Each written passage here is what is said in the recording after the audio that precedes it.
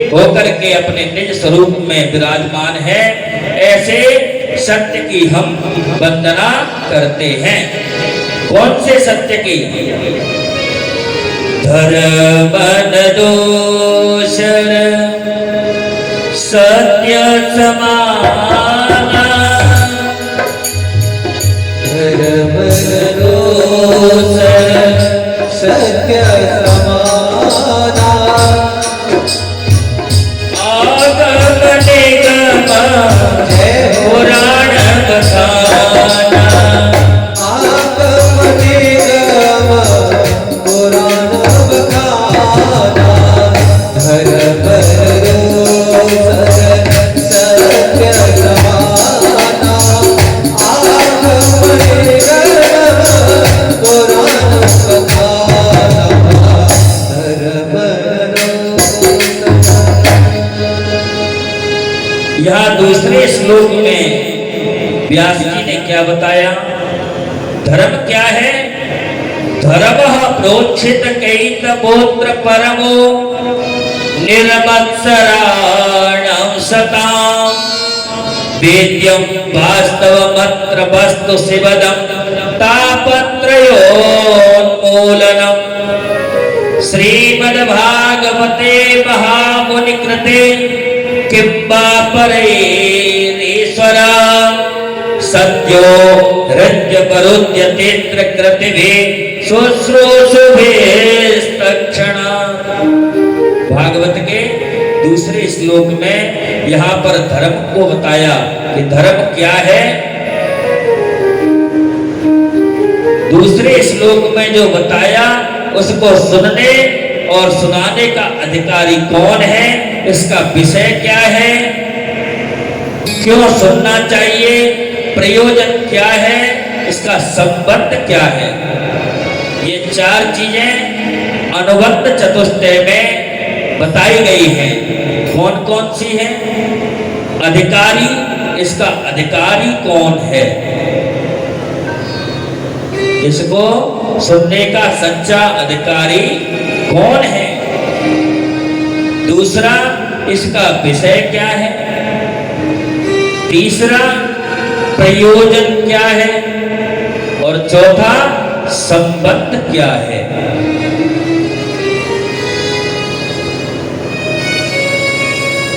निर्मत्सराणाम सताम, यहां पर बताया निर्मत्सराणाम सताम।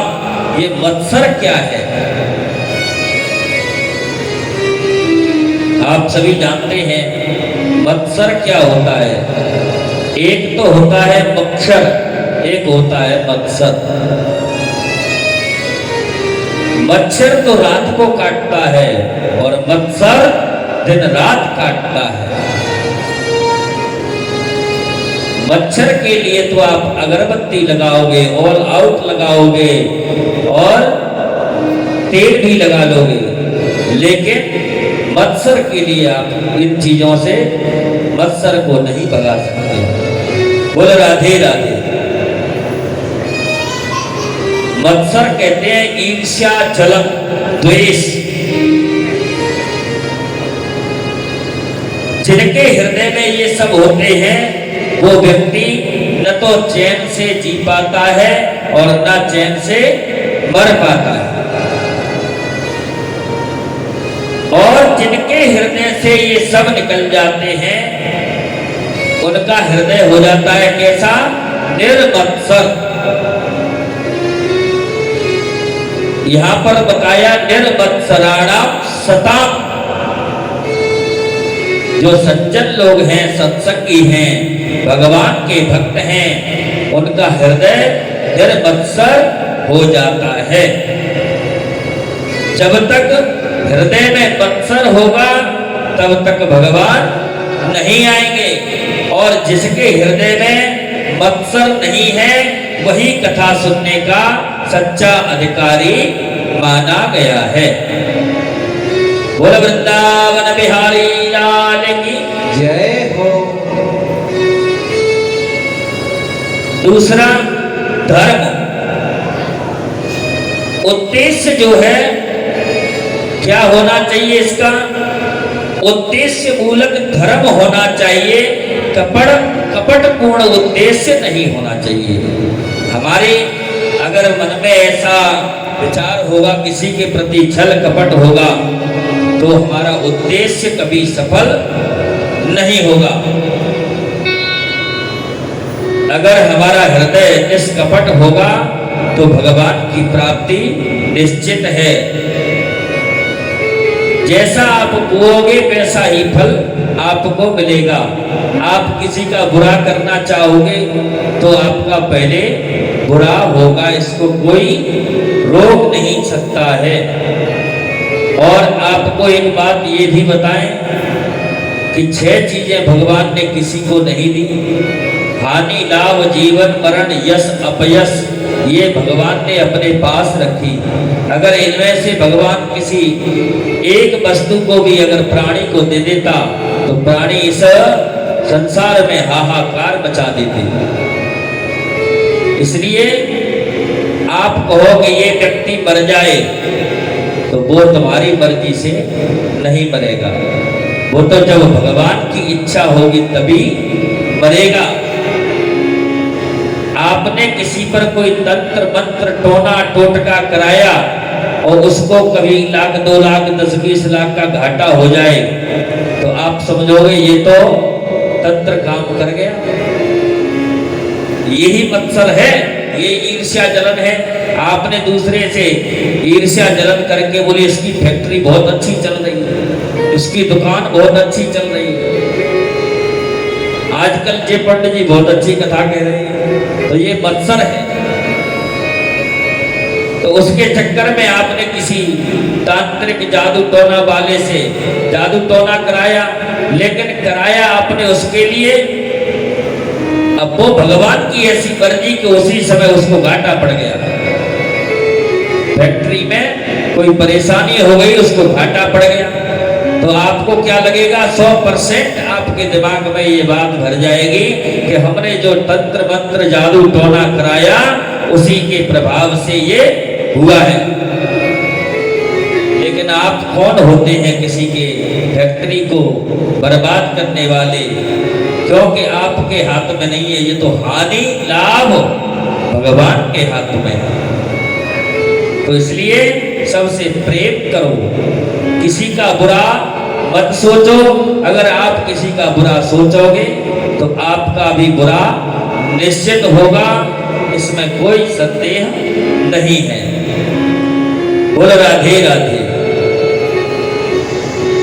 कपट को त्याग करके भागवत में विशुद्ध धर्म को बताया। इसका प्रयोजन तीनों तापों का उन्मूलन, तापत्रयोन्मूलनम। कल भी आपको बताया था तापत्रयोन्मूलनम, तीनों प्रकार के जो ताप हैं भगवान का नाम उन तीनों तापों को नष्ट कर देता है। संबंध क्या है इसका? संबंध क्या है? कथा में एकाग्र भाव से आप कथा सुनते हैं तो भगवान आपके हृदय में अवरुद्ध हो जाते हैं। सत्यो हृदय वरुण्य तेत्र कृत भी शुश्रूषु तत्क्षणात्। आपके मन में ऐसा विचार आया कि हमको भागवत सुननी है। आपके मन में जैसे ही विचार आया तो आपने जैसे नेत्र बंद करके भगवान का ध्यान किया तो भगवान आपके हृदय में अवरुद्ध हो जाते हैं। एक तो होता है किसी को जैसे भागवत सुननी है तो आया, आकर के थोड़ी देर बैठे और चले गए, मन नहीं लगा तो। लेकिन वो तो आगमन लोगों का बना रहता है। किसी जगह कथा हो रही हो, वहां का नियम हो कि एक बार जो अंदर आ गया गेट बंद कर दो, जब तक कथा पूरी नहीं होगी तब तक कोई नहीं जाएगा। ये प्रतिबंध अगर लगा दिया जाए तो उसको कहते हैं अवरुद्ध। आया तो अपनी मर्जी से है लेकिन जाएगा सामने वाले की मर्जी से। तो इसी प्रकार जब तन्मय भाव से हम कथा श्रवण करते हैं तो भगवान हमारे हृदय में अवरुद्ध हो जाते हैं, आकर के आसन लगा करके बैठ जाते हैं। जब तक भक्त की इच्छा नहीं होगी तब तक भगवान उस हृदय से निकल करके नहीं जा सकते हैं। बोल राधे राधे।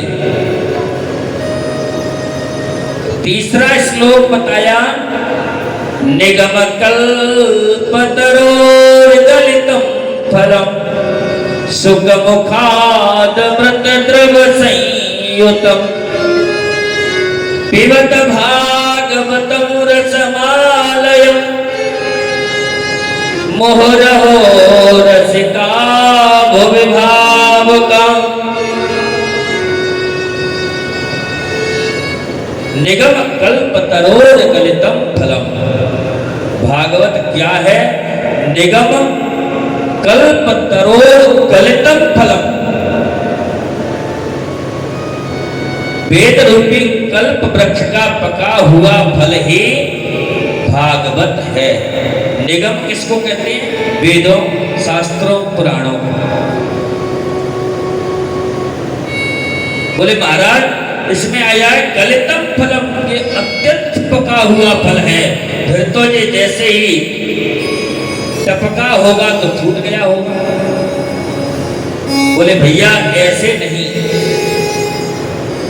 ये इस प्रकार से नहीं टपका कि एकदम से जमीन पे गिरा हो और फूट जाए। ये तो शाखा से शाखा जुड़ करके जब आया। तो आपको अभी पहले हमने बताया 6 वक्ताओं के द्वारा इसको धीरे धीरे सनई सनई शाखा से शाखा उतार करके और फिर इस संसार के कल्याण के लिए इसको इस संसार में लेकर के आया। इसे कौन पान करे? इसके अंदर रस ही रस है, कहीं गुठली नहीं है, छिलका नहीं। कथा सुनने वाले कितने लोग हैं? 2 लोग बताए हैं। इसलिए कथा कभी भीड़ में नहीं सुनाई जाती है। कथा सुनने वाले केवल 2 लोग बताए हैं, इसलिए कथा भीड़ में नहीं सुनी जाती। क्यों? क्योंकि भीड़ में तो आवाज इधर उधर से कभी कोई बात करता है, कभी कुछ कहता है, तो वो एकांत भंग हो जाता है। इसलिए भीड़ के साथ में एक शब्द जोड़ा गया। कौन सा? भीड़ भाड़। क्योंकि ये संसार है ना। संसार को क्या कहते हो आप? संसार का दूसरा नाम क्या है? संसार को कहते हैं दुनिया। इसमें एक शब्द कोई होगा तो उसका दूसरा शब्द भी साथ में होगा। भीड़ के साथ में भाड़, सुख के साथ में दुख, हानि के साथ लाभ। अगर एक ही शब्द होता तो फिर इसको क्या कहते? इकनिया।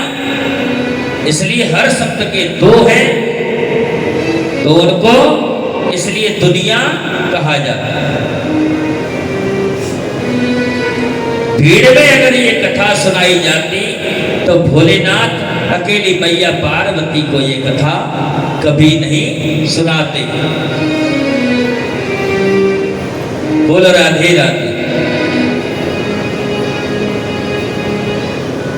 कथा के 2 ही अधिकारी हैं, तीसरा कोई अधिकारी नहीं है। एक है रसिक और दूसरा है भावुक।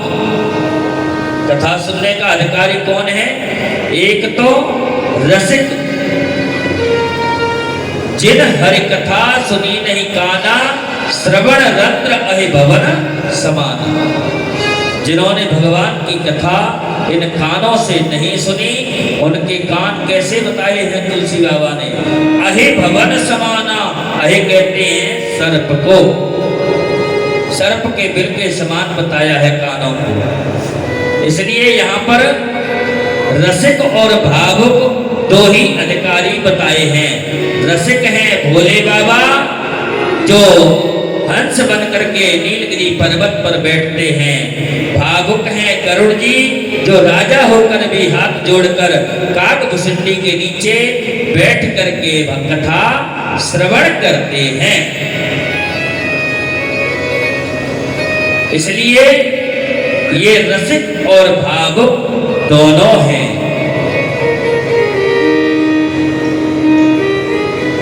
एक तो भाव से युक्त है अथवा जो रस का अर्थ जानता है, इसलिए इसको कहा रसिका भोवे भाव का।